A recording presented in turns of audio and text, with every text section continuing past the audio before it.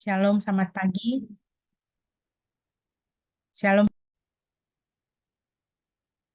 shalom, selamat pagi, selamat hari Minggu untuk kita semua. Puji nama Tuhan, pada pagi hari ini kita boleh berkumpul.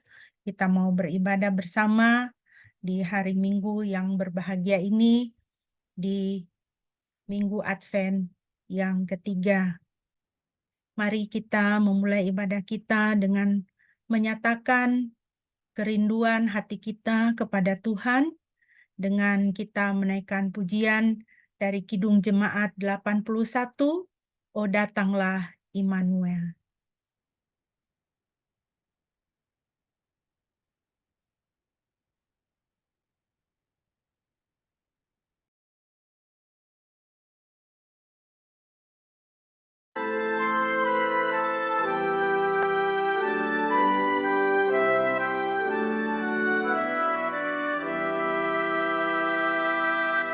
O datanglah Immanuel,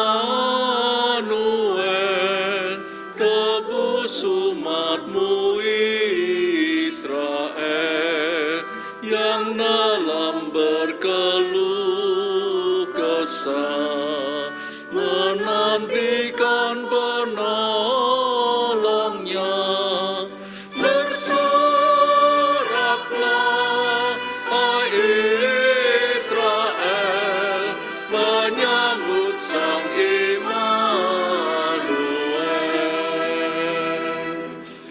O datang tunas Isai, patahkan belenggu pedih, dan umatmu lepaskanlah dari lembah sengsaranya. Bersoraklah, hai Israel, menyambut Sang Immanuel.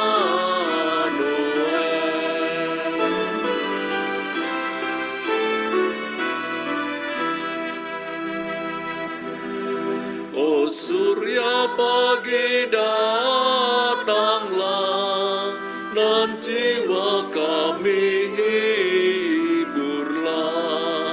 Halakanlah gelap seram, bayangan maut yang kejam. Bersoraklah, hai Israel, menyambut Sang Immanuel.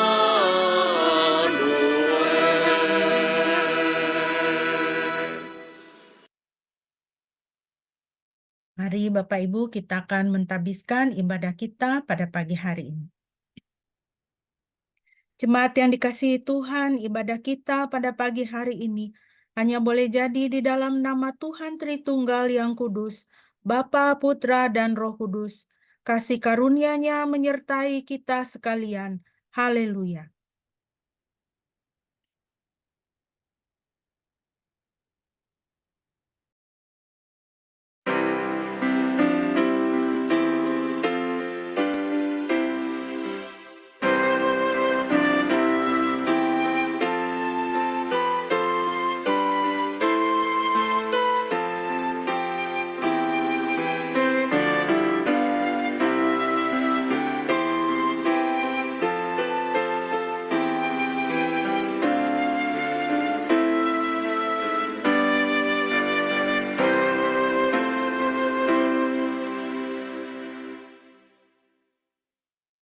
Firman Tuhan yang melandasi ibadah kita pada pagi hari ini terambil dari Matius 1 ayat 20 dan ayat 21.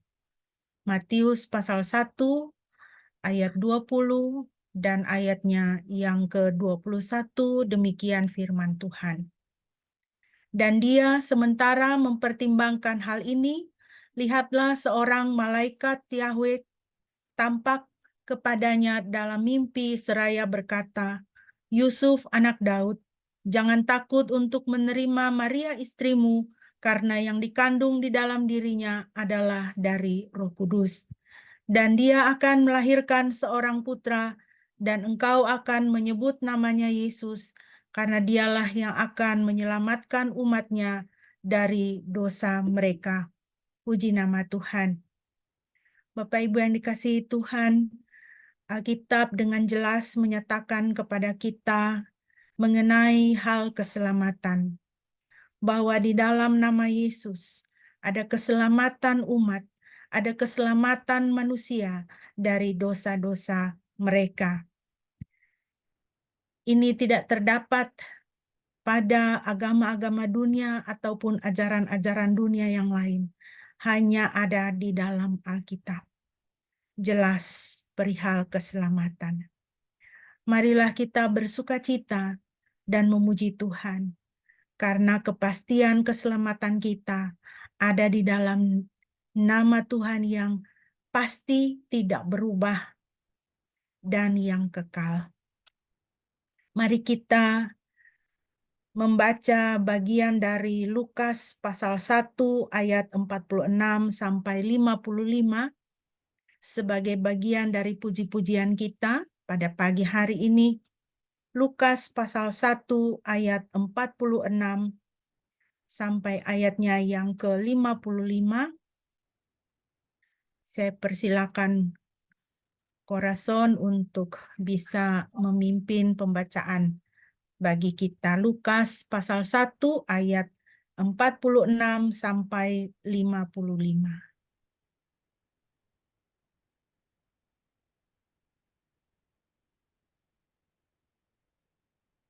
Lalu kata Maria, jiwaku memuliakan Tuhan, dan hatiku bergembira karena Elohim Juru Selamatku. Sebab ia telah memperhatikan kerendahan hamba-Nya.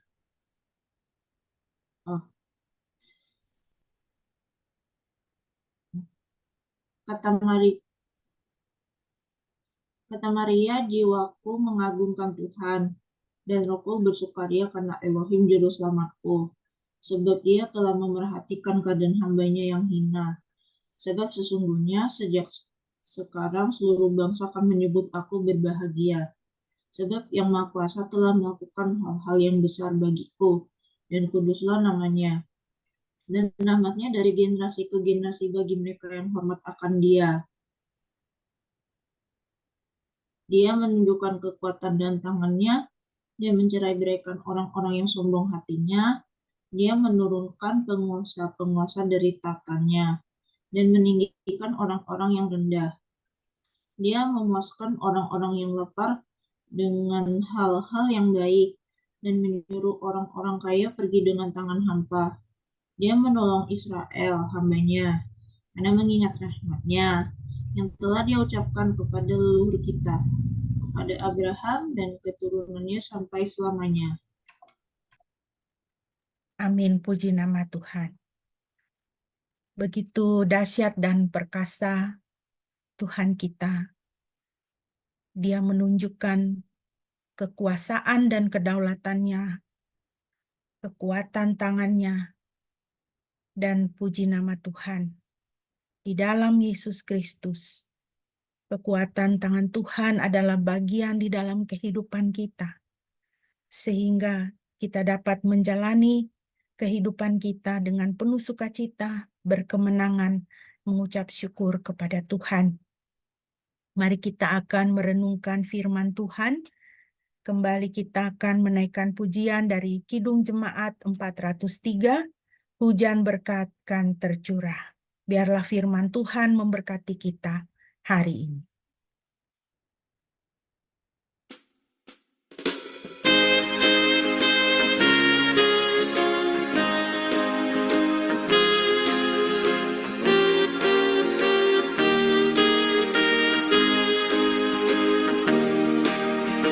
Hujan berkat kan tercurah,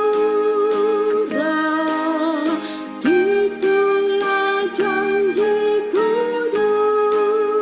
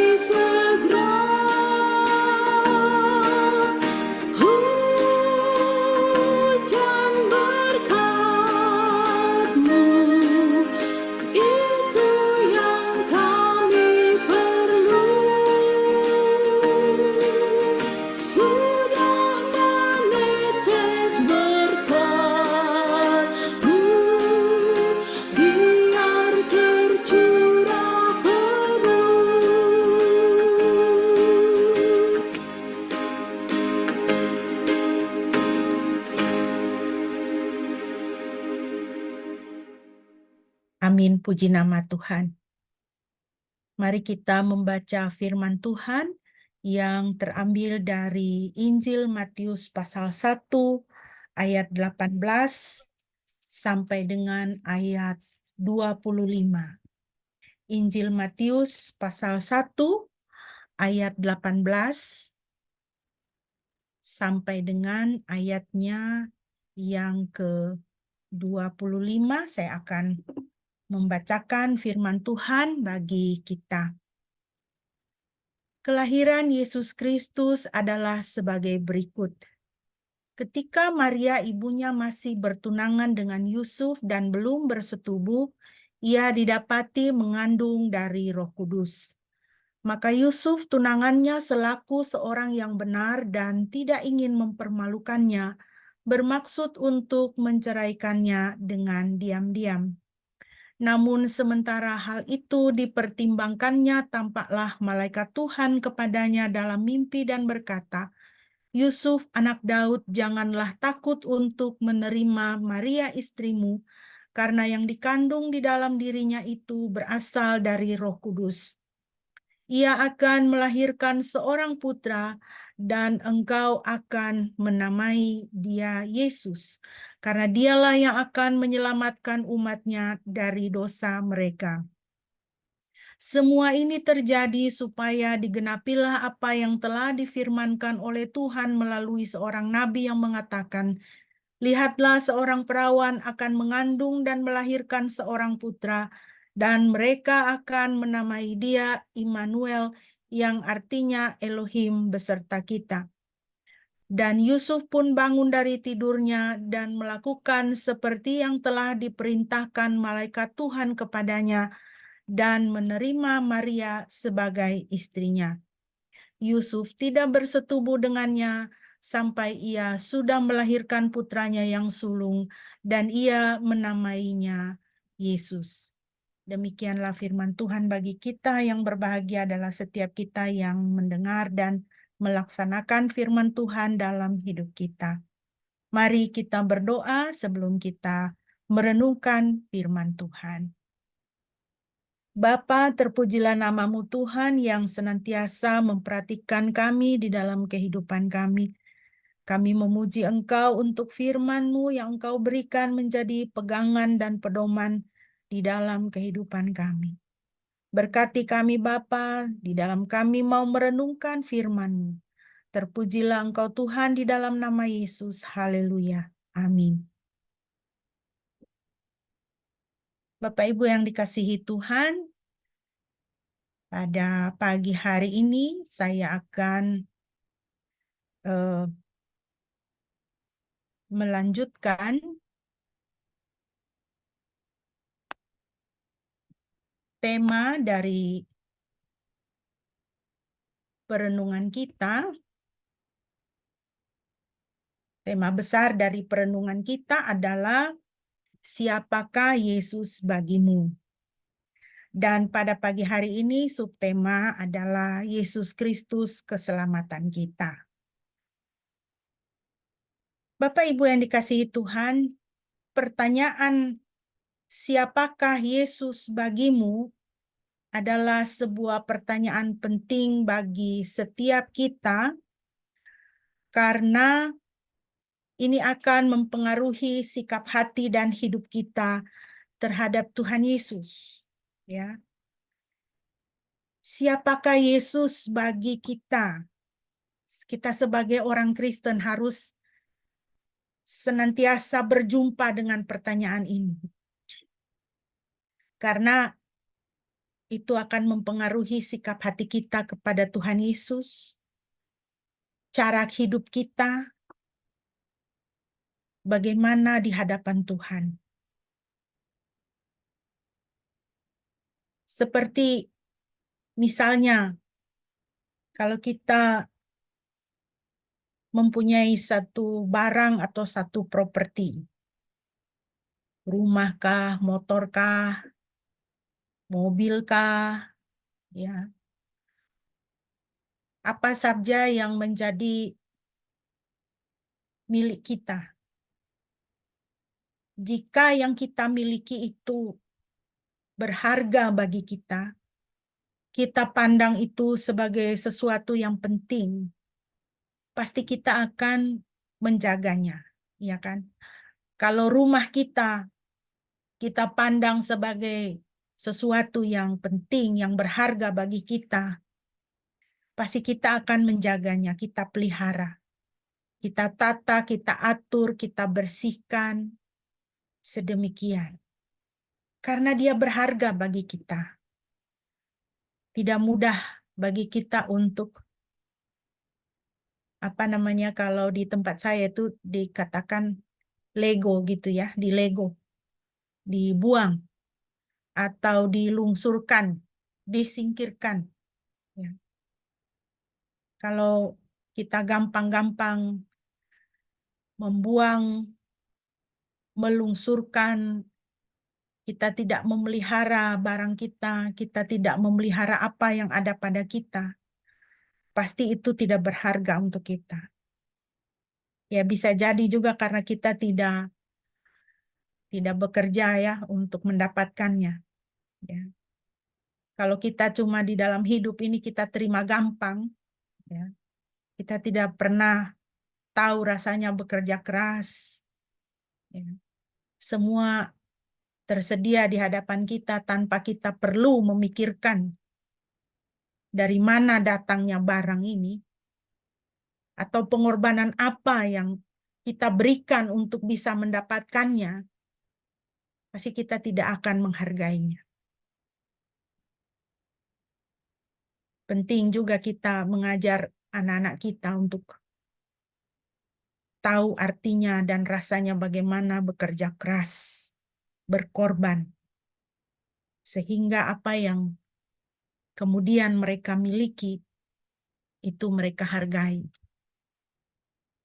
Saya kira itu adalah rumusan yang umum yang kita semua bisa pahami dan kita mengerti. Bagaimana jika kita menerapkannya kepada Tuhan kita yang kekasih? Kalau kita menjawab pertanyaan siapakah Yesus bagimu dan kita bisa katakan bahwa Yesus Kristus adalah harta saya yang paling berharga, pasti sikap hati dan sikap hidup kita juga tidak main-main terhadap Tuhan. Kita akan mencintai Tuhan dengan segenap hati dan kehidupan kita arahkan sedemikian supaya Tuhan senang. Untuk menghormati namanya yang kudus. Bapak Ibu yang dikasihi Tuhan, kalau kita melihat dunia kita ini akan selalu berusaha memalingkan hati kita dari Kristus. Atau menurunkan dia dari posisi kemuliaannya, sehingga dengan mudah kita tidak peduli kepada Tuhan Yesus, kita tukar dia, atau kita sangkal dia. Contoh-contohnya sudah terlalu banyak, bukan? Sudah terlalu banyak. Tapi mari kita jangan tunjuk jari, tunjuk orang. Mari kita tanya kepada diri kita sendiri. Apakah di dalam hati saya, di dalam hidup saya menurunkan dia dari posisi kemuliaannya? Saya tidak terlalu peduli kepada firman-Nya, saya bahkan bisa menukar dia dengan manusia, dengan harta, dengan kedudukan, dengan kuasa, dengan status, atau saya bahkan menyangkal dia. Bapak Ibu yang dikasihi Tuhan, pada pagi hari ini ada 3 hal. Saya mau mengajak kita untuk merenungkan berdasarkan perikop yang telah kita baca tadi dari Injil Matius. Bahwa Yesus Kristus adalah keselamatan kita. Yang pertama, hal keselamatan itu ada di dalam namanya, di dalam nama Yesus. Matius 1 ayat 21, firman Tuhan berkata, dan dia akan melahirkan seorang putra, dan engkau akan menyebut namanya Yesus, karena dialah yang akan menyelamatkan umatnya dari dosa mereka. Mari kita perhatikan kata menyelamatkan dalam bahasa Yunani adalah sozo. Artinya menyelamatkan, melepaskan, melindungi, menyembuhkan, memelihara, menjadikan utuh.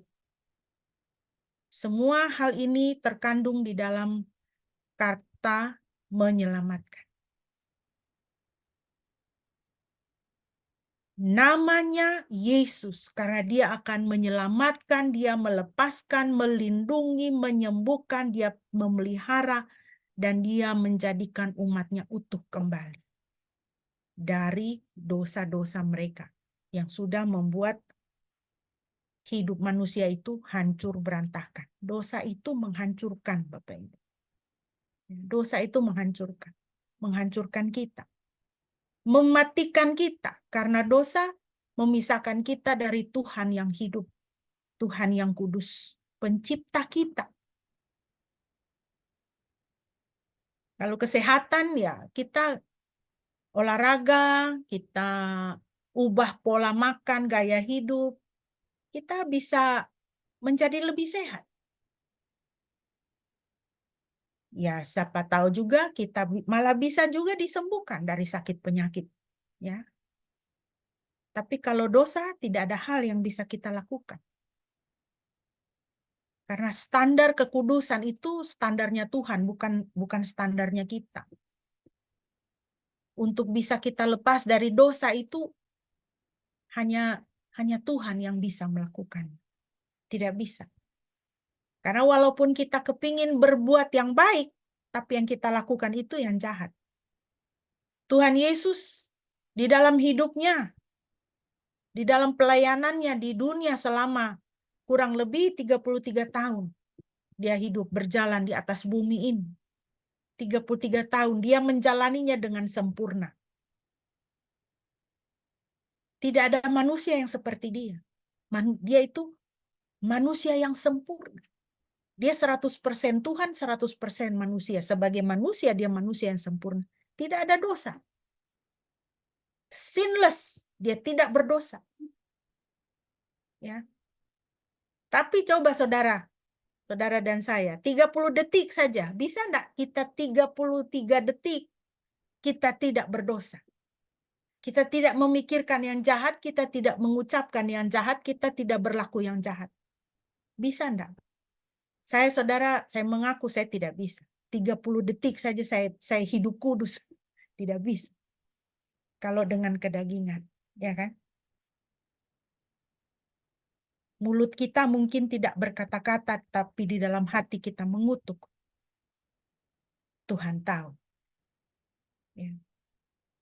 Mulut kita mungkin tidak berkata-kata, tetapi di dalam hati kita penuh dengan kemarahan, kita penuh dengan kekhawatiran, kita penuh dengan penuduh kepada orang lain. Mulut kita mungkin tidak berkata-kata, tetapi di dalam pikiran hati kita berhenti mengasihi.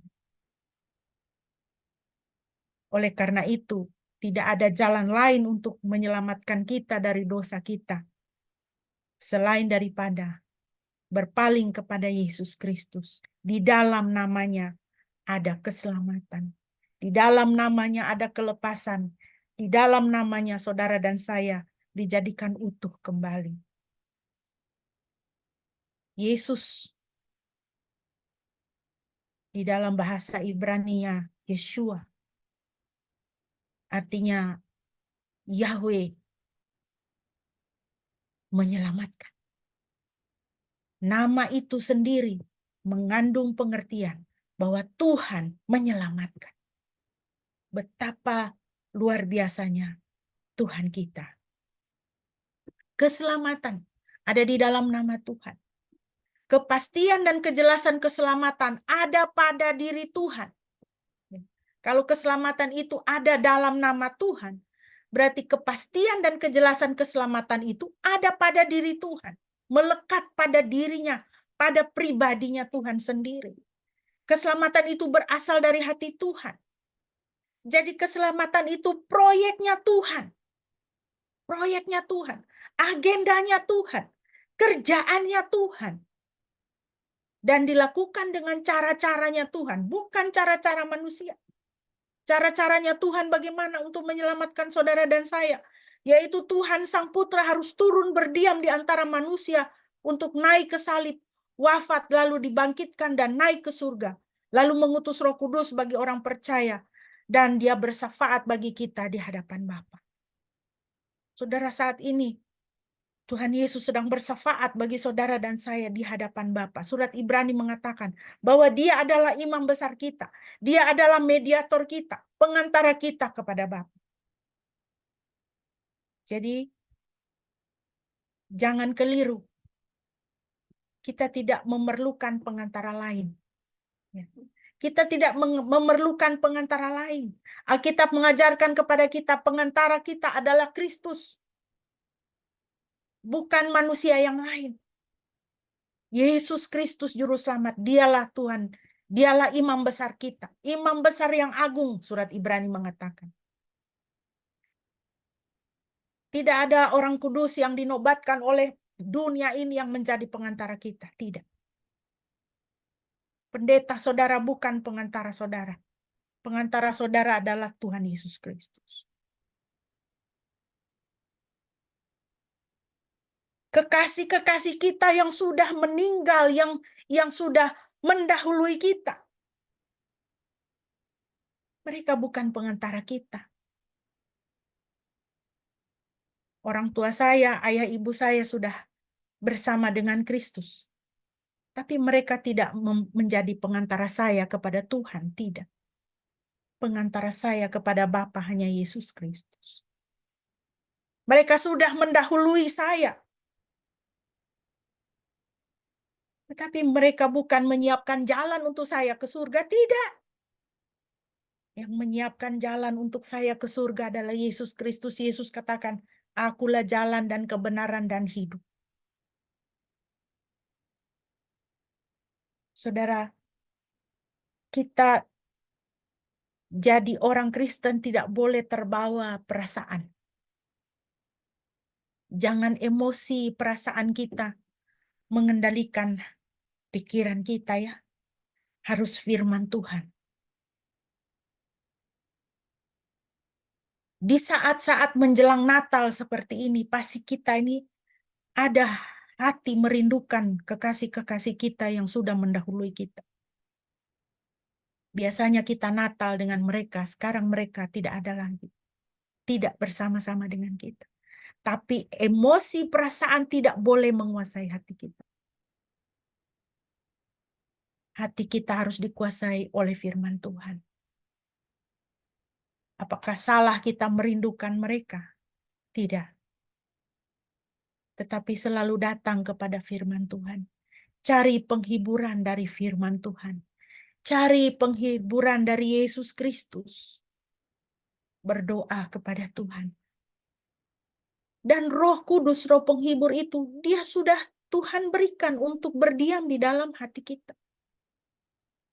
Dia adalah pendamping kita. Dan dia adalah penasehat kita yang Tuhan sendiri berikan. Siapakah Roh Kudus itu? Roh Kudus itu adalah Roh Tuhan sendiri. Dia adalah Tuhan. Dia bersama-sama dengan kita. Jadi Bapak Ibu yang dikasihi Tuhan, harus selalu kita memandang kepada Kristus. Harus selalu memandang kepada Kristus. Kembali kepada Alkitab, kembali kepada firman Tuhan. Bapak Ibu yang dikasihi Tuhan, karena keselamatan ada di dalam nama Tuhan sendiri, maka kekristenan menolak keselamatan melalui upaya manusia. Upaya manusia itu misalnya perbuatan baik. Banyak-banyak saya berbuat baik supaya Tuhan senang sama saya, supaya saya masuk surga. Itu kerjanya tidak begitu, ya. Karena keselamatan adalah di dalam nama Tuhan sendiri, maka kekristenan menolak keselamatan melalui upaya manusia, misalnya asketisme. Asketisme itu orang itu ya, pada beberapa abad yang lalu itu orang siksa diri gitu ya, berdoa, siksa diri, pukul-pukul badan. Dulu para rahib itu pukul-pukul badan, cambuk-cambuk badan, berdoa menangis di hadapan Tuhan supaya Tuhan terima doanya, supaya Tuhan senang. Itu bukan kekristenan. Walaupun praktek-praktek seperti itu dilakukan oleh gereja pada waktu itu. Bisa juga kita sekarang ini melakukan asketisme itu dengan cara apa? Kita puasa. Kita puasa, puasa supaya Tuhan senang sama kita, supaya Tuhan dengar doa kita, supaya Tuhan perhatikan kita. Tidak begitu, saudara. Kita puasa, kita melakukan hidup saleh, ya legalisme, ya. Kekristenan menolak legalisme. Legalisme itu apa? Ya, segala aturan agama tuh ditaati. Ya. Agama hukum itu. Ya, legalisme itu berakibat kepada agama hukum. Ya. Melakukan semua ya peraturan agama supaya apa? Supaya masuk surga. Supaya Tuhan terima. Itu namanya nyogok Tuhan. Tidak bisa, saudara. Ya. Jadi, saudara, kalau kita sebagai orang Kristen, kita masih berpikir apa? Kita melakukan setiap aturan ya, kita persepuluhan, kita doa puasa, ya, kita apa namanya pelayanan, sibuk sekali pelayanan. Tetapi motivasi kita adalah apa? Supaya Tuhan senang sama saya, supaya jalan saya ke surga dilapangkan oleh Tuhan. Itu bukan kekristenan, saudara. Walaupun kita orang Kristen, kalau kita cara kekristenan kita seperti itu, kita bukan Kristen, saudara. Itu adalah upaya manusia. Dan kalau Alkitab mengatakan keselamatan ada di dalam nama Yesus, hal-hal yang seperti yang saya sebutkan ini Tuhan tidak akan terima. Agama-agama dunia, saudara, tidak memiliki berita keselamatan yang jelas. Tidak memiliki berita keselamatan yang jelas. Ada yang mati masuk neraka dulu, baru pikir bagaimana cara untuk masuk surga dari situ. Ada yang mati, lalu reinkarnasi, ya hidupnya diputar lagi, diputar lagi. Tidak tahu kapan masuk Firdaus, kapan masuk Nirwana. Ya. Tetapi Alkitab itu jelas. Jelas. Keselamatan ada di dalam nama Yesus. Jadi Bapak Ibu yang dikasihi Tuhan, hal ini kejelasan keselamatan kita itu harus menjadi dasar sukacita hidup kita di dalam dunia saat ini. Karena apa? Masa depan sudah terjamin. Kekekalan bersama Kristus, bersama Tuhan sudah terjamin di dalam Yesus Kristus. Jadi sumber sukacita kita sebagai orang percaya itu bukan karena kita di sini sekarang hidup senang. Anak-anak berhasil, rumah tangga bahagia, ya, dompet tidak pernah kering, ya. Kita mau liburan, uang ada. Kita sakit, uang ada, ya. Tidak pusing dengan semua itu. Semua baik-baik. Itu bukan dasar sukacita Kristen. Bukan. Karena semua orang yang bukan percaya kepada Yesus, ya, kalau rumah tangga bahagia dia juga senang. Kalau anak-anak baik-baik dia juga senang. Ya kan? Tapi sukacita Kristen, sukacita kita itu adalah apa? Kejelasan keselamatan. Bahwa di dalam nama Yesus ada keselamatan untuk saudara dan saya. Itu yang pertama harus menjadi sukacita kita. Jadi tidak ada orang Kristen, mestinya tidak ada orang Kristen yang tidak bersukacita. Tidak ada orang Kristen yang apa itu namanya mukanya itu kayak pepaya begitu ya, panjang gitu ya kan, murung begitu. Ya. Bete gitu. Ya. Tidak ada. Kalau ada orang Kristen yang bete, yang murung, mukanya kayak pepaya gitu ya, itu pasti bukan orang Kristen. Dia tidak tahu sukacita. Dia tidak tahu sukacita. Ya. Ini satu ayat yang sangat indah dalam Lukas 10, 19, 20.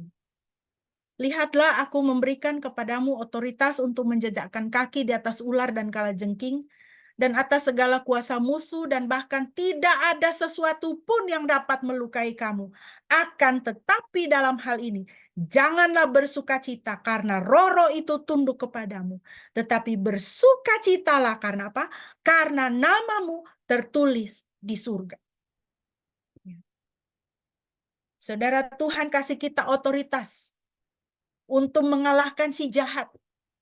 Firman Tuhan katakan menginjak ular dan kalajengking, mengalahkan segala kuasa musuh, mengalahkan santet, ya, mengalahkan segala sesuatu yang ditujukan kepada kita untuk menghancurkan kita. Firman Tuhan katakan bahkan tidak ada sesuatu pun yang dapat melukai kamu. Luar biasa kan? Luar biasa Tuhan memperlengkapi dan menjagai kita. Ya. Tetapi dalam hal ini janganlah bersukacita karena roh-roh itu tunduk kepadamu. Jangan bersukacita karena roh-roh jahat tunduk kepadamu, karena setan tunduk kepadamu. Jangan kamu bersukacita karena hidupmu baik-baik saja. Kamu sehat, tidak pernah sakit. Uangmu ada terus. Anak-anak baik-baik. Tetapi bersukacitalah karena apa? Namamu tertulis di surga. Itu sukacita Kristen, saudara. Sayangnya, saudara, kalau kita melihat atau memikirkan orang-orang yang masuk neraka. Siapakah orang-orang yang masuk neraka? Orang-orang yang masuk neraka itu adalah orang-orang yang dalam keadaan orang itu masuk neraka dalam keadaan dosa mereka sudah ditebus. Ngeri ya? Dosanya sudah ditebus, tapi tetap masuk neraka. Yesus Kristus Sang Juru Selamat dari surga sudah datang dan menebus dosa manusia, dan disalib dia berkata, sudah selesai, tapi orang tetap masuk neraka. Ini satu hal yang ironis, saudara. Kenapa ironis?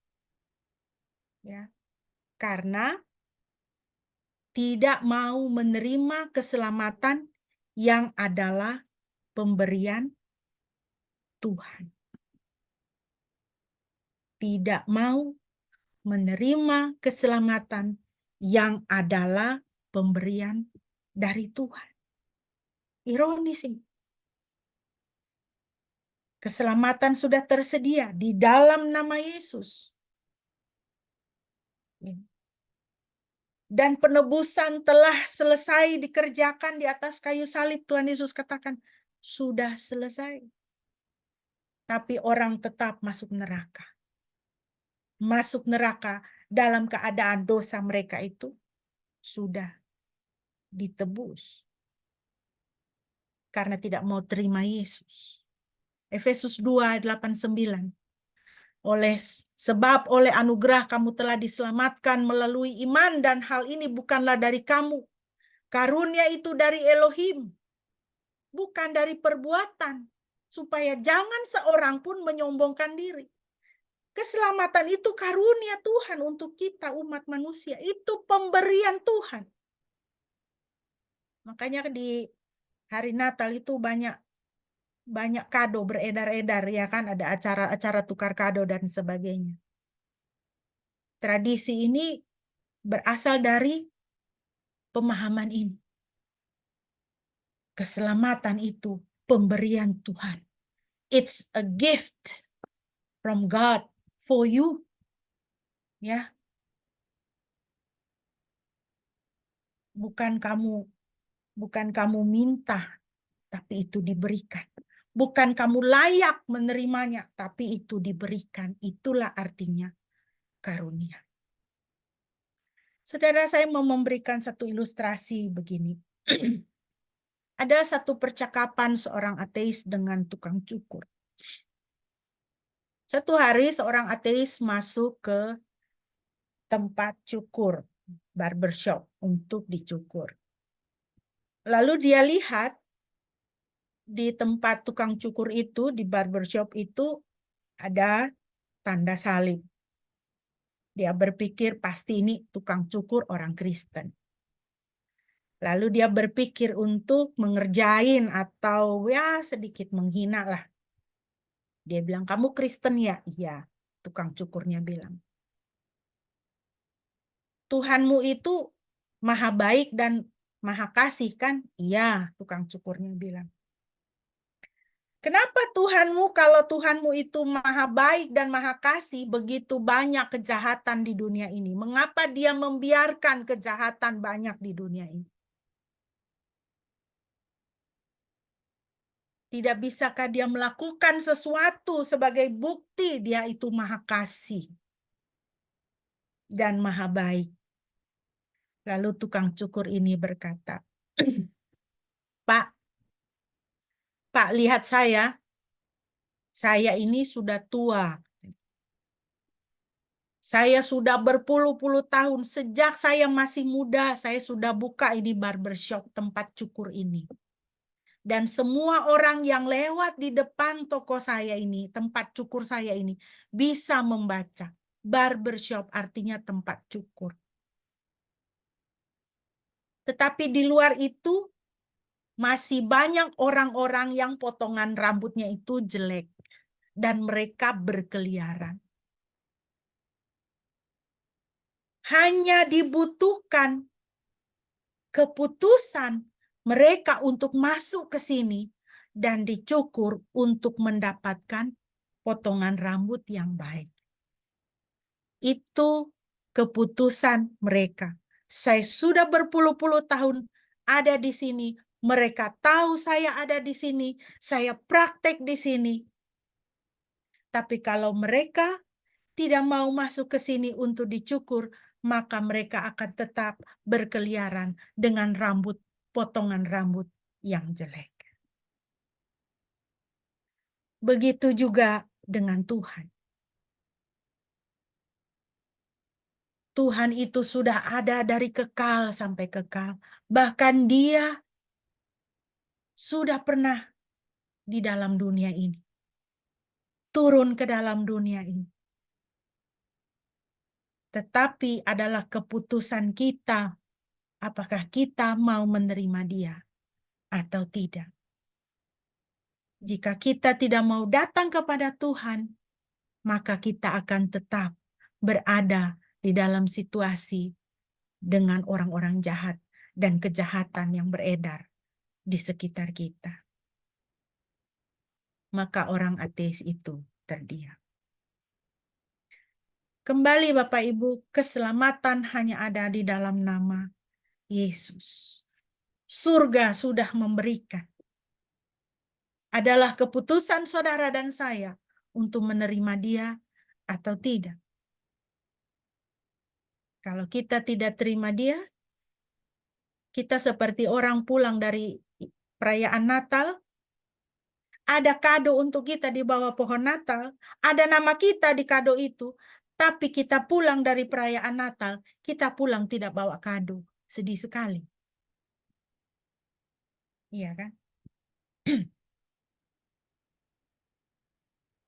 Yang berikut Bapak Ibu, yang kedua, respon yang tepat adalah menerima Yesus Kristus dan menaatinya. Matius 1:24-25.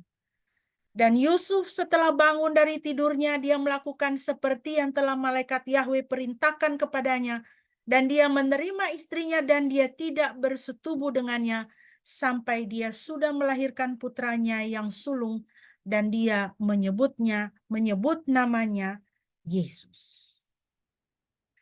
Sekali lagi Bapak Ibu, satu, keselamatan hanya ada di dalam nama Yesus. Di dalam nama Tuhan sendiri. Dua, maka respon yang tepat adalah menerima Yesus Kristus dan menaatinya. Bapak Ibu, mari kita lihat Yusuf. Dalam Matius 1:19-20 tadi yang sudah kita baca. Yusuf sempat memiliki kegamangan berkenaan dengan situasi Maria dan masa depan keluarga yang hendak dibangunnya. Iya kan? Bagaimana ini tunangan saya kok sudah hamil? Dia bahkan sempat mereka-rekakan jalan keluar yang dia anggap baik untuk keluar dari masalah situasi yang dia hadapi. Sudah saya ceraikan saja dia. Supaya dia jangan malu. Tetapi kemudian di dalam mimpi malaikat Tuhan datang kepadanya dan menyampaikan perintah surga kepadanya. Lalu Yusuf kemudian memilih untuk tunduk kepada perintah surga. Bapak Ibu yang dikasihi Tuhan, bagaimana dengan kita? Hidup memperhadapkan kita dengan pertanyaan apa yang hendak kita buat dengan hidup kita. Iya kan? Hidup memperhadapkan kita dengan pertanyaan cita-cita kita apa? Rencana kita untuk hidup kita apa? Impian dalam hidup kita apa? Pasti kita punya cita-cita. Kita semua pasti punya cita-cita. Kita punya rencana. Kita punya impian dalam hidup. Dan hidup juga memperhadapkan kita dengan situasi serta keadaan yang mengharuskan kita untuk mengambil keputusan. Sekarang saya punya uang, katakanlah 1 juta. Ini 1 juta saya mau buat apa? Ya kan begitu. Ya. Ini saya mau buat apa? Saya mau traktir 1 RT makan bakso atau saya mau nabung misalnya. Kan kita diperhadapkan dengan kita harus mengambil keputusan. Nah, bagaimana dengan kita Bapak Ibu? Orang Kristen harus menselaraskan hidupnya dengan perintah surga. Cita-cita kita, rencana hidup kita, impian-impian dalam hidup kita, baik untuk diri kita sendiri atau untuk keluarga, untuk anak, itu harus kita selaraskan dengan perintah surga. Ya. Harus kita selaraskan dengan perintah surga. Orang tua pasti punya cita-cita juga, impian juga untuk anaknya misalnya. Ya kan? Waduh, saya kepengen anak saya jadi pengacara. Saya kepengen anak saya jadi masuk di jadi anggota polisi misalnya. Tapi kalau Tuhan bicara kepada anak saudara untuk dia jadi hamba Tuhan, ya, saudara harus menselaraskan dengan perintah surga. Serahkan dia kepada Tuhan untuk menjadi hamba Tuhan sepenuh. Dulu saya pernah punya cita-cita untuk anak saya laki-laki, untuk masuk ke sebuah sekolah asrama yang terkenal di Magelang. Karena saya yakin dalam hikmat saya, pemikiran saya, ini sekolah bagus dan tepat untuk anak saya. Dia akan menjadi laki-laki yang bagus, berdisiplin, teratur hidupnya. Ya tentu bangga juga kalau saya sebagai orang tua anak saya bisa sekolah di sana. Tapi Tuhan berkata lain. Tuhan tidak izinkan. Tuhan tidak izinkan dengan cara bagaimana? Tidak ada uang. Jadi saudara jangan takut tidak punya uang ya. Tidak punya uang itu pemeliharaan Tuhan. Waktu itu anak saya baru tamat SMA, saudara tahu itu uang sekolah berapa di sana? 1 bulan 4 juta, saudara. Dari mana dunia saya punya uang 4 juta 1 bulan untuk kirim ke anak? Itu berapa tahun yang lalu. Sekarang aja kalau 1 bulan 4 juta, aduh. Mesti rampok bank di mana? Ya. Jadi saya tunduk sama Tuhan. Oh Tuhan, ya saya terima. Itu cita-cita saya, keimpian saya. Ya bukan impian anak saya, itu cita-cita saya. Tapi Tuhan bilang, tidak. Kaulah orang tuanya, kaulah yang didik dia. Kaulah yang mendisiplinkan dia. Dia tidak perlu orang lain untuk mendisiplinkan dia. Dia tidak perlu orang lain untuk mengajari dia menjadi orang yang hebat. Kau ibunya, kau orang tuanya, kau yang urus. Dan saya bersyukur kepada Tuhan. Tuhan terlalu baik. Tuhan terlalu baik.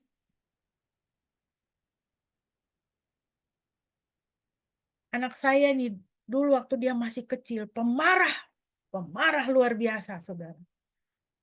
Anak saya yang laki-laki ini. Waktu itu saya sempat bilang, aduh Tuhan, ini saya punya anak ini, gawat ini. Ya, galak ini anak ini. Tapi tidak. Dia menjadi seorang pemuda yang berhati lembut, baik. Dan saya bisa merasakan kasih dari anak saya ini, dari kedua anak saya, perempuan dan laki-laki. Suatu hari saya pulang pelayanan, itu pelayanan 1 hari full. Saya capek sekali. Saya tidur. Lalu saya bangun, ketika saya bangun saya pikir, aduh saya harus minum sesuatu yang panas. Saya ke dapur, saya teringat, saya belum isi termos. Tadi pagi sudah habis. Terus anak saya datang, dia bilang, Mama mau minum panas? Iya. Ini Mak, termos saya sudah isi. Tadi saya masak air panas, saya bikin energen, saya isi termos sekalian. Saya tahu Mama mau minum air panas kalau bangun. Saudara, di situ saya mengucap syukur kepada Tuhan. Terima kasih Tuhan. He grows to be a fine young man. Dia bertumbuh menjadi orang muda yang baik.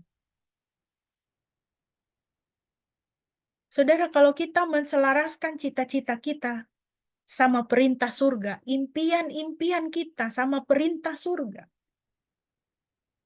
Oh, saudara, Tuhan berkati luar biasa. Seperti yang dilakukan oleh Yusuf ini. Dia kan punya cita-citanya dia kan. Untuk berumah tangga dengan Maria. Dia sudah punya bayangan. Ya kan, orang yang mau menikah itu kan dia sudah punya bayangan. Wih, nanti saya akan menjadi suami begini, saya punya anak begini, saya punya keluarga begini. Tapi surga bilang lain. Nah, siap nggak kita menyingkirkan cita-cita dan keinginan kita? Kita singkirkan, kita bilang, ya Tuhan kehendak-Mu yang jadi.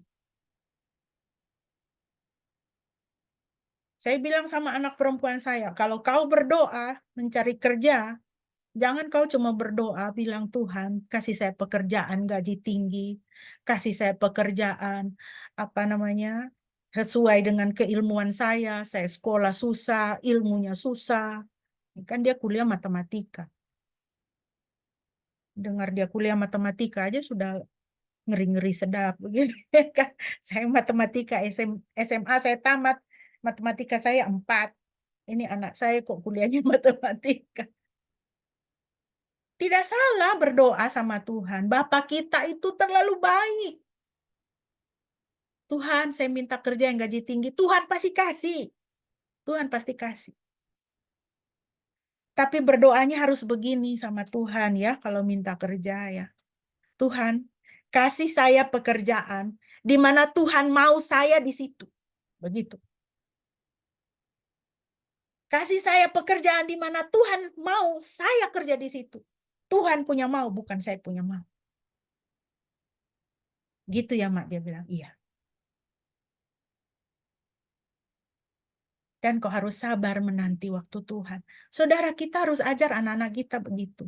Karena standar kita sebagai orang Kristen itu begitu. Apa yang Tuhan mau?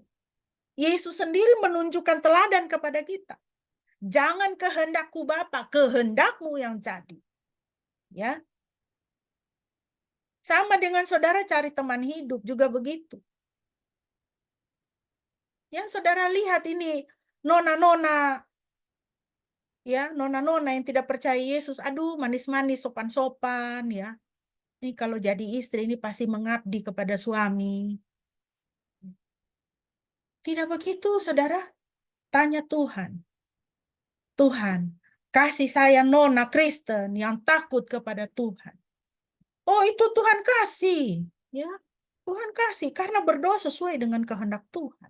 Kehendak Tuhan yang jadi. Tapi kalau Tuhan tidak kasih saya teman hidup, kehendak Tuhan yang jadi sama saya. Saya tidak akan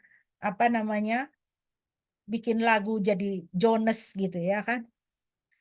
Lalu menggabungkan diri dalam grup Jonas. Saudara tahu Jonas, jomblo ngenes gitu. Tidak ada orang Kristen itu yang jomblo ngenes.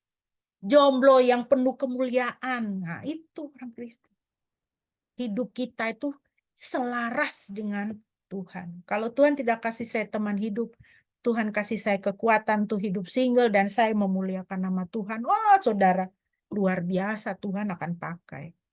Ya. Libatkan Tuhan dalam hidup kita, saudara. Saudara ingat minggu yang lalu Bapak Pendeta menyampaikan firman Tuhan ini dalam Yakobus 4, 13, 15. Jadi sekarang hai kamu yang berkata hari ini atau besok kami berangkat ke kota Anu dan di sana kami akan tinggal setahun dan berdagang serta mendapat untung. Sedang kamu tidak tahu apa yang akan terjadi besok. Apakah arti hidupmu? Hidupmu itu sama seperti uap yang sebentar saja kelihatan lalu lenyap. Sebenarnya kamu harus berkata, jika Tuhan menghendakinya, kami akan hidup dan berbuat ini dan itu. Ini penting Bapak Ibu, tidak boleh lupa ini firman ini. Jadi Bapak Ibu, inilah saatnya menselaraskan hidup dengan perintah surga. Perihal keluarga, hubungan dengan pasangan, hubungan dengan orang tua, dengan anak, dengan kerabat. Ya, di masa Advent ini, perbaiki kalau masih tidak selaras dengan ketentuan nilai-nilai surga, perbaiki. Inilah saatnya untuk menselaraskan hidup dengan perintah surga, perihal pengaturan waktu, uang, harta milik. Firman Tuhan bilang apa? Atur, perbaiki, selaraskan. Perihal studi, pekerjaan, hubungan dengan Tuhan. Ya. Perbaiki hubungan dengan Tuhan. Inilah saatnya, inilah waktunya Tuhan mau saudara dan saya, kita selaraskan hidup kita dengan perintah surga. Seperti Yusuf menselaraskan hidupnya dengan perintah surga. Yesaya 55, 6 dan 7. Carilah Yahweh selagi dia berkenan ditemui, panggillah dia selagi dia dekat. Biarlah orang fasik meninggalkan jalannya dan orang jahat meninggalkan rancangan-rancangannya. Dan biarlah dia kembali kepada Yahweh, kembali kepada Tuhan. Dan dia akan berkemurahan kepadanya dan kepada Elohim kita. Karena dia akan melimpahkan pengampunan. Haleluya. Inilah saatnya, saudara. Inilah saatnya untuk meninggalkan jalan-jalan yang jahat. Hidup yang tidak sesuai dengan firman Tuhan. Cara-cara hidup yang tidak sesuai dengan firman Tuhan. Inilah saatnya tinggalkan dan kembali kepada Tuhan. Yang terakhir, saudara. Orang yang memberi diri kepada Tuhan. Kalau saudara cari Tuhan, selaraskan hidup dengan Tuhan, akan dipakai Tuhan untuk menyatakan keselamatannya. Kita kembali ke Matius. Matius pasal 1 dimulai dengan silsilah Yesus Kristus. Inilah silsilah Yesus Kristus, anak Daud, anak Abraham. 15, 16, 17 kita melompat ya daftar silsilah itu. Kita langsung ke ayat 15. Eliud memperanakan Eleazar, Eleazar memperanakan Matan, Matan memperanakan Yakub. Yakub memperanakan Yusuf suami Maria yang melahirkan Yesus yang disebut Kristus. Jadi seluruhnya ada 14 keturunan dari Abraham sampai Daud, 14 keturunan dari Daud sampai pembuangan ke Babel, dan 14 keturunan dari pembuangan ke Babel sampai Kristus. Ayat 16. Yakub memperanakan Yusuf suami Maria yang melahirkan Yesus yang disebut Kristus. Saudara, Yusuf tidak banyak disebut di dalam Alkitab. Dan tradisi memperkirakan nampaknya Yusuf meninggal lebih dahulu daripada Maria. Sehingga di dalam Matius pasal berapa itu waktu perjamuan kawin di Kana itu, Maria pergi ke perjamuan kawin itu dengan Yesus. Tidak ada Yusuf di situ. Kemungkinan besar Yusuf sudah meninggal. Tetapi saudara perhatikan, apa yang Tuhan buat dengan Yusuf. Bahkan sejak dari Matius pasal 1, dan di dalam daftar silsilah Yesus Kristus, Yusuf suami Maria disebutkan di sana. Bahkan sampai 2000 tahun lebih sampai hari ini, Yusuf suami Maria disebut di seluruh dunia. Seluruh dunia mengenal siapa Yusuf suami Maria. Jadi saudara, kita harus ingat, peninggian itu datang dari Tuhan. Promosi itu datang dari Tuhan, bukan dari bos ya. Bukan dari bos, bukan dari dunia. Peninggian itu datang dari Tuhan. Yang terutama dalam hidup kita adalah tunduk kepadanya. Saudara mau promosi? Saudara mau kekuasaan? Sekarang ini orang banyak haus kekuasaan sehingga menempuh cara-cara yang bahkan tidak etis dan melanggar hukum. Iya kan? Itu cara-cara dunia, saudara. Saudara, mau kekuasaan? Boleh. Tapi apa? Tunduk kepada Tuhan. Tunduk kepada Tuhan. Mau disebut, mau diagungkan, mau disebut di dalam kitab suci, tunduk kepada Tuhan. Itu Yusuf, ya kan? Dia tunduk kepada perintah surga. Dia buang impian-impian dia. Tidak, kehendak Tuhan yang jadi samsai. Dalam nyanyian Maria, dalam Lukas 1:52 yang kita baca, nyanyian Maria mengatakan, dia, siapa? Dia Tuhan. Menurunkan penguasa-penguasa dari tahta dan meninggikan orang-orang yang rendah. Ya. Jangan senang berkuasa, jangan senang di atas. Masih ada Tuhan dan Tuhan bisa turunkan penguasa. Dan orang yang rendah, Tuhan kasih naik di atas. Orang yang hina, Tuhan kasih naik di atas. Tunduk dulu sama Tuhan. Akui dia. Akui dia. Buang segala ego. Dunia mengajarkan untuk kita berbangga dengan kemampuan dan pencapaian kita. Oh, saya bangga. Anak saya sekolah di universitas ternama. Universitas terbaik di Jogja. Di Indonesia terbaik. Menghasilkan profesor-profesor, orang-orang ternama di Indonesia. Apakah kebanggaan kita seperti itu? Oh, saya bangga. Saya bisa menabung untuk pensiun. Saya bangga. Saya punya mobil sekian. Saya punya rumah besar. Oh, saya bangga. Dunia mengajarkan untuk kita berbangga dengan kemampuan dan pencapaian kita. Tapi kita orang Kristen, kebanggaan kita adalah Tuhan Yesus Kristus. Mari kita belajar, saudara, dari tragedi kapal Titanic. 11 April 1912. Kapal Titanic ini dikatakan sebagai kapal yang tidak dapat tenggelam. Tapi pada 11 April 1912, kapal ini tenggelam. Kapal ini terbesar pada waktu itu. Panjangnya 268,98 meter, lebarnya 28,19 meter, tingginya 53,34 meter. Isinya lebih dari 2.200 penumpang dan awak kapal. Jika kapal ini diisi air, dapat menampung 66.000 ton air. Itu air yang sangat banyak. Sehingga kapal ini bahkan dikatakan pada waktu itu tidak dapat tenggelam. Tetapi apa yang terjadi, saudara? Sejarah mencatat kapal ini tenggelam. Bukan cuma tenggelam, tapi patah dulu bagi dua. Patah di tengah. Lalu dia tenggelam. Hanya karena apa? Sebongkah gunung es. Sebongkah gunung es. Saudara, ini pelajaran yang berharga. Saya kira ini Tuhan izinkan. Untuk apa? Menjatuhkan kesombongan manusia. Ya. Jangan sombong. Jangan sombong duniawi.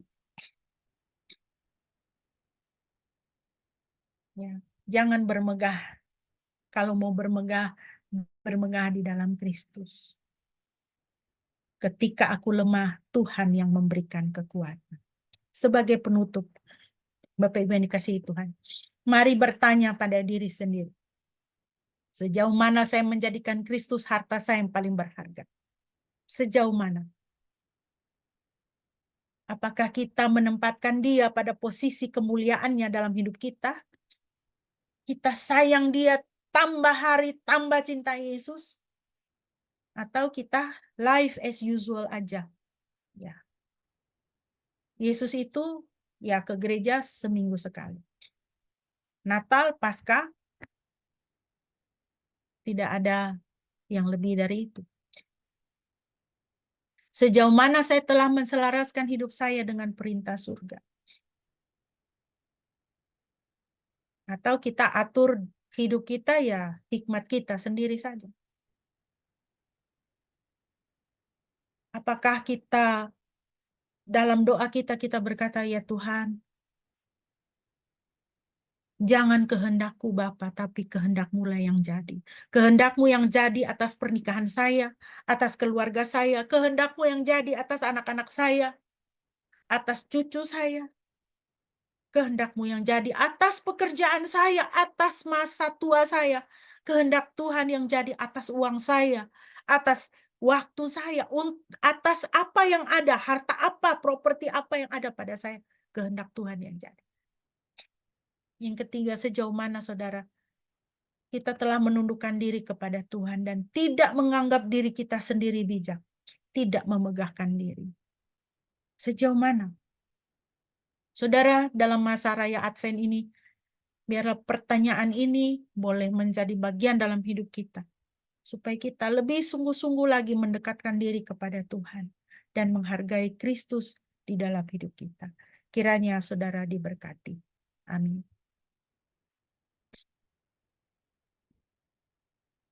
Mohon kesediaan Bapak Pendeta boleh memimpin dalam doa respon dan doa syafaat untuk kita. Baik, mari kita akan menaikkan doa syafaat kita. Mari kita berdoa. Tuhan, terima kasih kami kembali diingatkan ketika kami memperingati Natal dan menyambut kedatangan Tuhan Yesus. Maka Tuhan Yesus harus menjadi fokus perhatian kami. Tidak ada yang lain, oleh karena Yesuslah Tuhan, Yesuslah Juru Selamat yang harus kami prioritaskan di sepanjang kehidupan kami. Sehingga kemanapun kami pergi, kami boleh menjadi surat Kristus yang terbuka, yang dibaca oleh semua orang. Terima kasih atas kebenaran firman-Mu. Pada pagi hari ini, kami diingatkan untuk senantiasa merendahkan hati kami di hadapan Tuhan, dan biarkan Tuhan yang berperkara di dalam kehidupan kami, menjalankan rancangannya, bukan rancangan kami, tetapi kiranya rancangan-Mu terjadi atas hidup setiap kami anak-anak-Mu. Karena ketika kami membiarkan Tuhan yang bekerja, maka Engkau akan membawa kami ke tempat-tempat yang Engkau kehendaki. Dan apa yang Engkau kehendaki itu adalah rancangan yang terbaik, adalah tempat yang terbaik, adalah posisi-posisi yang terbaik, di mana kami merasa aman, kami merasa nyaman. Terima kasih Tuhan atas kebenaran firman. Meteraikanlah di dalam hati kami semua. Saat ini Tuhan, kami mau berdoa bagi dunia ini, untuk peperangan-peperangan yang masih terjadi, baik antara Ukraina dengan Rusia, antara bangsa Arab Palestina dengan Israel. Kiranya Tuhan Engkau berbelas kasihan dan menolong supaya permusuhan-permusuhan ini boleh segera terjadi, boleh segera berhenti. Sehingga mereka belajar untuk berdamai ya Tuhan. Dan belajar untuk membuang sikap congkak, sikap tinggi hati, sikap merasa paling benar, dan belajar untuk saling mengasihi satu dengan yang lain. Kami sungguh berdoa supaya damai Natal Tuhan boleh turun atas dunia ini, atas bumi yang penuh dengan pergolakan, seperti yang terjadi saat ini. Kami juga Tuhan membaca berita-berita setiap hari, banyak orang yang mengalami depresi, mengalami putus asa, bahkan sampai bunuh diri. Ada satu keluarga bunuh diri, ada ayah yang membunuh anak-anak, dan begitu banyak Tuhan penderitaan dan juga kesulitan yang kami lihat terjadi di sekeliling kami. Dan kesulitan ekonomi yang menghimpit begitu banyak orang. Kami mohon ya Tuhan, kiranya Engkau berbelas kasihan kepada bangsa ini, dan Tuhan sendiri yang menolong supaya bangsa kami boleh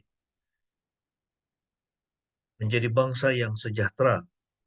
Tuhan berikanlah hikmat kepada pemerintah kami untuk bisa mengusahakan kesejahteraan bagi seluruh rakyat Indonesia, agar harga-harga barang tidak terus melambung, harga-harga kebutuhan pokok tidak terus melambung, tetapi Tuhan, setiap orang di Indonesia boleh mendapatkan penghidupan yang baik, penghidupan yang lain. Kami juga mau berdoa bagi setiap usaha-usaha pekerjaan yang kami jalankan, kami tekuni. Apapun profesi kami Tuhan. Kami yang bekerja di toko, kami sebagai dokter, kami sebagai karyawan, kami yang berdagang, kami yang bekerja di bank dan sebagainya, Tuhan. Semua, apapun profesi kami Tuhan, kiranya Tuhan memberkati, sehingga semua yang kami pegang, semua yang kami usahakan boleh berhasil.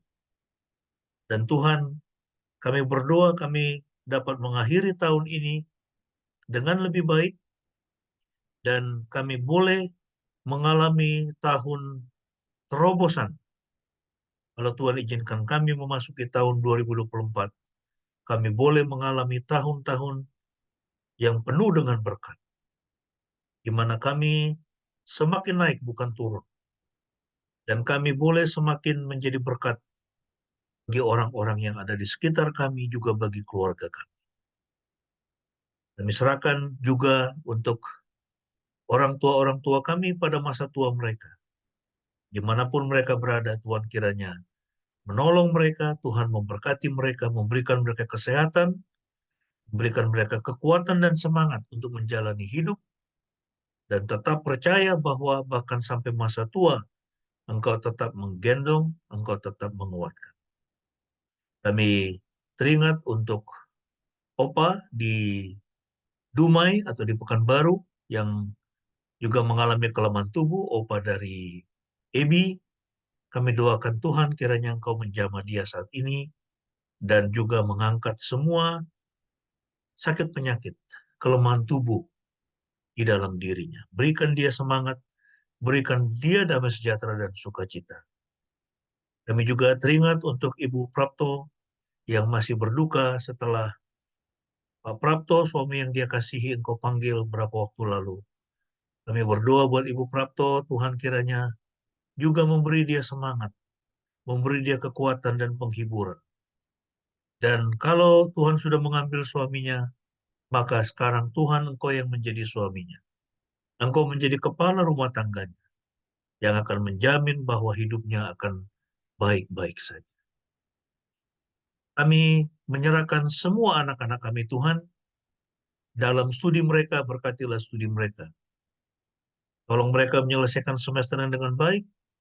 Mungkin masih ada dalam beberapa hari ke depan, masih harus menghadapi ujian-ujian. Tuhan tolong agar mereka dapat menyelesaikan ujian mereka dengan baik. Juga kalau ada yang melakukan perjalanan selama liburan Natal dan Tahun Baru, kiranya Tuhan menjaga melindungi kami semua dan menolong supaya kami tidak mengalami kecelakaan dan semua perjalanan dilakukan dengan aman, dengan damai. Dan kami boleh menjadi berkat dimanapun kami berada. Terima kasih Tuhan, berkati semua gereja Tuhan yang sedang mempersiapkan diri merayakan Natal. Biarlah gereja Tuhan tetap dapat merayakan Natal dengan hikmat, di dalam kesederhanaan sambil mengingat bahwa Tuhan Yesus sudah datang untuk semua orang. Tidak hanya bagi orang Kristen, Tuhan Yesus datang bagi semua orang berdosa. Karena semua orang membutuhkan keselamatan. Semua orang membutuhkan pengampunan dosa. Dan Tuhan Yesus adalah Tuhan dan Juru Selamat bagi dunia ini, tidak hanya bagi orang-orang Kristen. Biarlah Tuhan berita Natal boleh sampai ke di hati setiap manusia yang ada di dalam bumi ini, di dunia ini. Dan biarlah Roh Kudus bekerja sehingga hati mereka dijamah.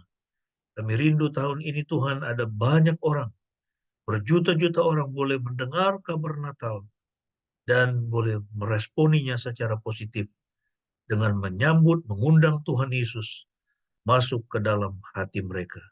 Sehingga mereka boleh diselamatkan seperti Tuhan sudah menyelamatkan kami. Terima kasih Bapa, terpujilah namamu, kami alaskan doa ini dengan doa Bapa kami sebagaimana yang Tuhan Yesus sudah ajarkan kepada kami. Mari kita naikkan bersama-sama doa Bapa kami. Bapa kami yang di sorga, dikuduskanlah namamu. Datanglah kerajaanmu, jadilah kehendakmu di bumi seperti di surga. Berikanlah kami pada hari ini makanan kami yang secukupnya, dan ampunilah kami akan kesalahan kami, seperti kami juga mengampuni orang yang bersalah kepada kami. Dan janganlah membawa kami ke dalam pencobaan, tetapi lepaskanlah kami daripada yang jahat. Karena Engkaulah yang empunya kerajaan dan kuasa dan kemuliaan sampai selama-lamanya. Amin. Bapak Ibu yang dikasihi Tuhan, mari kita bersama-sama dengan gereja sepanjang segala abad dan di mana-mana tempat, kita mengucapkan pengakuan iman kita di hadapan Tuhan dan di hadapan sesama kita. Marilah kita berkata demikian. Aku percaya kepada Elohim, Bapa yang Maha Kuasa, Khalik langit dan bumi, dan kepada Yesus Kristus, anaknya yang tunggal Tuhan kita, yang dikandung dari Roh Kudus, lahir dari anak darah Maria, yang menderita sengsara di bawah pemerintahan Pontius Pilatus, disalibkan, mati, dan dikuburkan, turun ke dalam kerajaan maut. Pada hari yang ketiga bangkit pula dari antara orang mati, naik ke sorga, duduk di sebelah kanan Elohim, Bapa yang Maha Kuasa, dan dari sana ia akan datang untuk menghakimi orang yang hidup dan yang mati.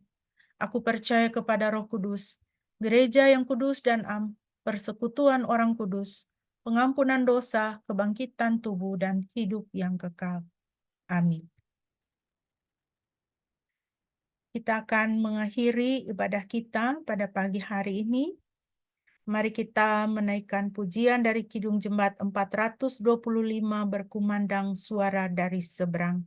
Yesus Kristus keselamatan kita, mari kita menjadi suara yang mengumandangkan Dia, sehingga semakin banyak orang boleh mengakui Dia dan menerima keselamatan dari Yesus Kristus Tuhan.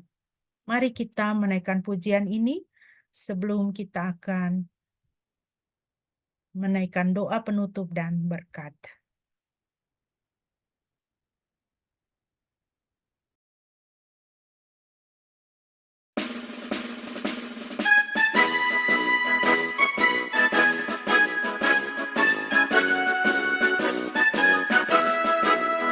Berkumandang suara dari seberang, kirimlah cahayamu.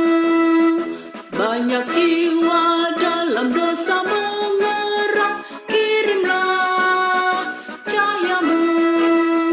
Kirimlah pelita Injili menyentap yang terlelap. Kirimlah pelita Injili menyentap yang terlelap.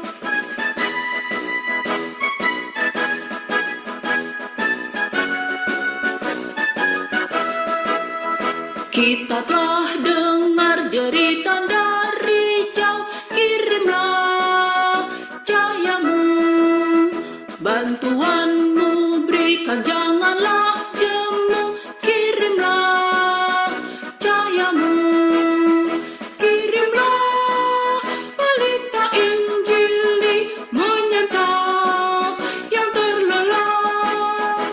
Kirimlah pelita Injili menyentap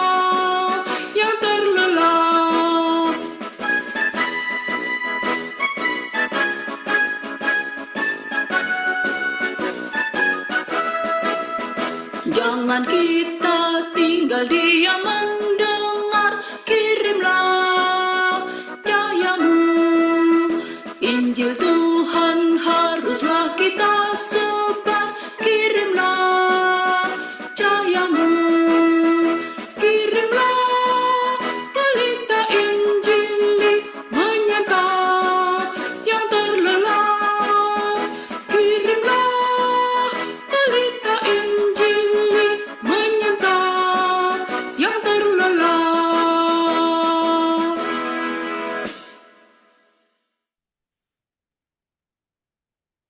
Jemaat yang dikasihi Tuhan, sekarang arahkanlah hatimu kepada Tuhan dan terimalah berkat-Nya.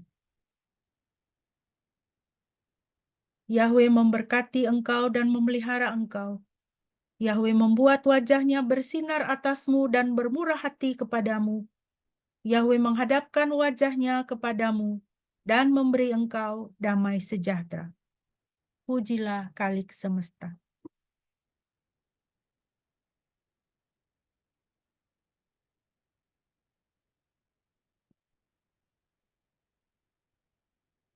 Pujilah Khalik semesta,